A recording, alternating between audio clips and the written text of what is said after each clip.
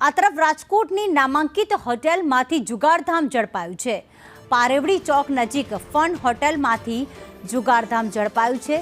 પીસીબીએ fun હોટેલમાંથી જુગારીઓની ધરપકડ કરી છે। દિલ્હીના વેપારીઓ સહિત 5 લોકો જે જુગાર રમી રહ્યા હતા તે ઝડપાયા છે, જેમાં વિકાસ અગ્રવાલ, રાજેશ ડાંગર જુગાર રમતા ઝડપાયા। ઉપરાંત અશ્વિન સોનારા, રવિ રાજાણીને પણ જુગાર રમતા ઝડપી લેવામાં આવ્યા।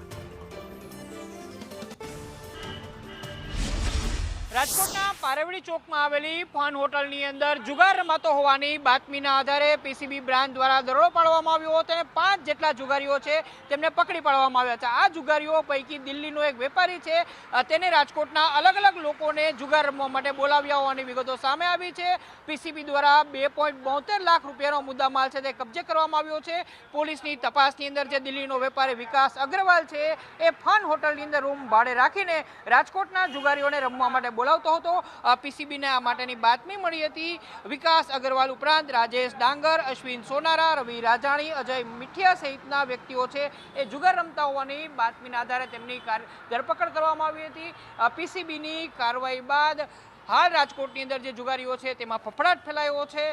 ફન હોટલની અંદર આ પ્રકારનો દરોડો પાડવામાં આવ્યો હતો અને આ તમામની સામે ધોરણસરની કાર્યવાહી હાથ ધરાઈ છે। કેમેરામેન વિપુલ ગોરીચા સાથે મયુર સોની, સંદેશ ન્યૂઝ, રાજકોટ।